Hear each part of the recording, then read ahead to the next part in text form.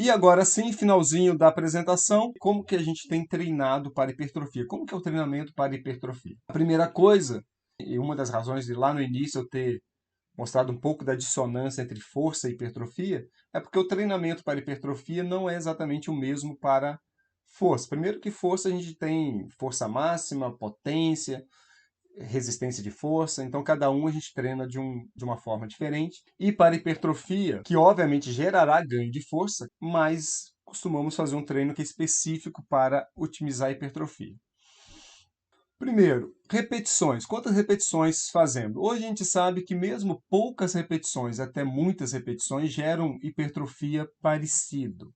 Pelo menos ganho de volume muscular parecido. Aqui eu estou falando de 3 a 30 repetições máximas. Repetição máxima na nossa área refere-se a uma medida de intensidade. O que eu quero dizer? Se eu digo que uma pessoa vai fazer 3 repetições máximas, significa que a terceira repetição dela será no máximo esforço, ela tentará fazer a quarta e não vai conseguir. Então, 3 repetições máximas significa que ela está enfrentando uma carga muito pesada.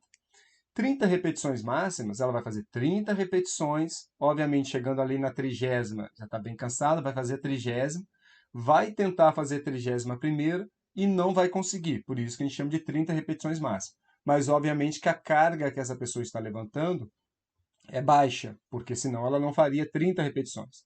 Então, 3 repetições é uma intensidade relacionada à carga maior e 30 repetições uma intensidade relacionada à carga menor. E desde 3 até 30 a gente tem bons ganhos de hipertrofia. Isso não quer dizer que você tem que treinar com 3 ou 30. Isso quer dizer que você pode treinar com 3 até 30. Mas ainda faz sentido treinar de forma convencional, que é ali entre 6 e 12 repetições, ou 15, porque quando eu trabalho com cargas muito pesadas, mais próximo disso aqui, o estresse articular, tendíneo, e nesse tecido que a gente chama de tecido motor passivo, é grande. E quando eu trabalho com muitas repetições como aqui, é desconfortável, porque o estresse metabólico é grande, você leva um tempo muito maior. Então, isso aqui é só para dizer que é possível trabalhar dentro disso aqui, que você pode variar, fazer o treinamento ondulatório, ondulando em diferentes intensidades, mas não é obrigatório. É só para vocês saberem que a gente pode conseguir hipertrofia com diferentes intensidades. Há uma possibilidade, a partir de leituras e produções dos últimos anos, de que trabalhar com mais carga e menos repetições poderia gerar uma maior densidade miofibrilar e, com isso, uma maior qualidade hipertrófica, portanto, uma maior tensão específica. Aquela história que eu mostrei lá atrás de que fisiculturistas teriam uma tensão específica, ou seja, uma menor capacidade de produção de força por uma dada área do que pessoas que fazem um treinamento de levantamento de muito peso, como no caso do powerlift. Então, de repente, trabalhar com mais peso pode gerar uma qualidade hipertrófica melhor no que se refere ao aspecto funcional. Eu estou colocando como possibilidade porque isso ainda não está definido. Por outro lado, essas pessoas devem conseguir um volume de músculo menor. Os fisiculturistas, por treinar com mais repetições, menos carga, e com isso ele consegue estresse de tensão e metabólico numa qualidade melhor, deve conseguir um volume de músculo maior do que um sujeito do powerlift. Mas claro que no caso do fisiculturismo, eles estão interessados no próprio esporte, que tem a ver com volume, simetria, e não necessariamente não tem a ver com força. E também isso aqui ainda não se bateu o martelo, é só uma possibilidade. Em termos de séries, tem variado muito, pode ser de 3 a 5 séries por músculo por sessão, mas isso depende muito da frequência de treinamento. Eu posso dizer para vocês que para hipertrofia iniciantes, tem trabalho mostrando que fazer 3 séries por semana, não é por sessão, por semana, comparado a fazer mais que 3 séries, tem gerado resultado para hipertrofia similar em iniciantes.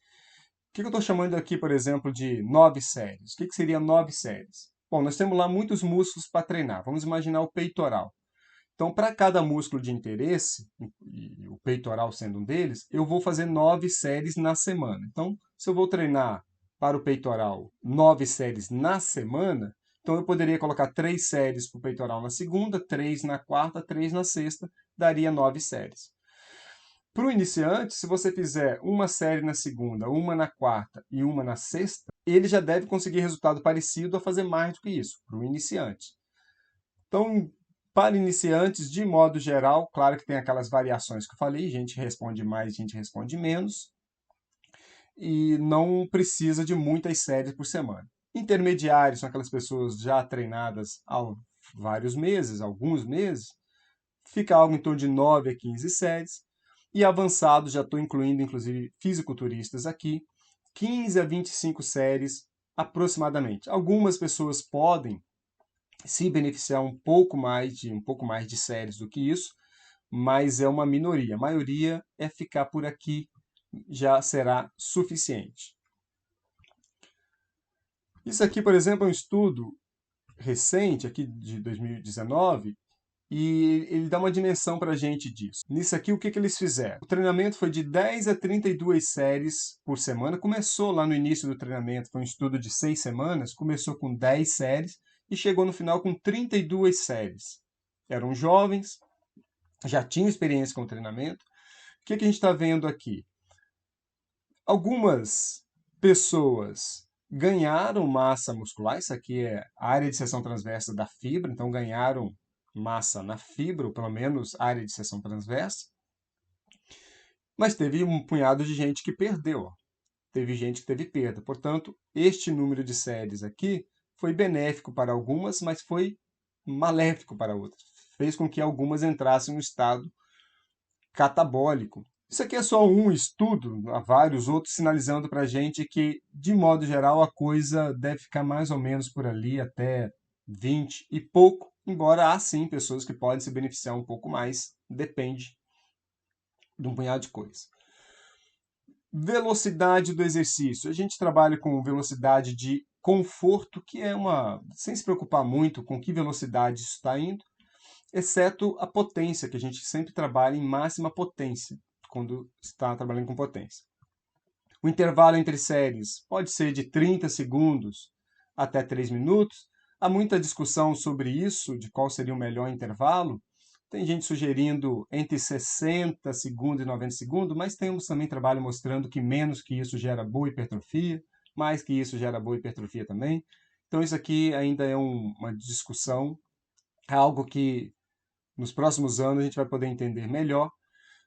E você pode, obviamente, variar. Se você quer dar um estresse metabólico maior, tipo lá do PUP, você pode dar um intervalo aqui menor. Se você quer dar mais descanso, aí é interessante, por exemplo, exercícios complexos, que exigem muita coordenação, é melhor que você dê um intervalo um pouco maior para você se recuperar plenamente a sua qualidade técnica. Frequência, de modo geral, 48 a 72 horas entre sessões, mas depende muito do volume. Fisiculturista, por exemplo, a maioria treina, por exemplo, se treina peitoral na segunda, é comum treinar peitoral de novo só na outra segunda, dá uma semana. Só que o volume de treino na segunda para o peito é muito grande. Mas não é o mais comum entre as pessoas. A questão aqui é que a pessoa treine novamente quando ela estiver recuperada. Não é o tal do ter dor para ganhar. Pelo contrário, é estar recuperada para poder ganhar. As ações musculares podem ser concêntrica e excêntrica, que é o habitual que a gente faz nas academias. As duas têm vantagens, cada uma oferece um tipo de vantagem. Também pode ser isometria, que gera resultados legais também, então eventualmente pode incluir isometria no treinamento. E equipamentos, pesos livres, máquinas de força, elástico, é bom variar essas coisas, todos oferecem alguma qualidade. A junção disso, o uso inteligente dessas coisas, certamente é melhor. Eles são mais complementares do que o oposto.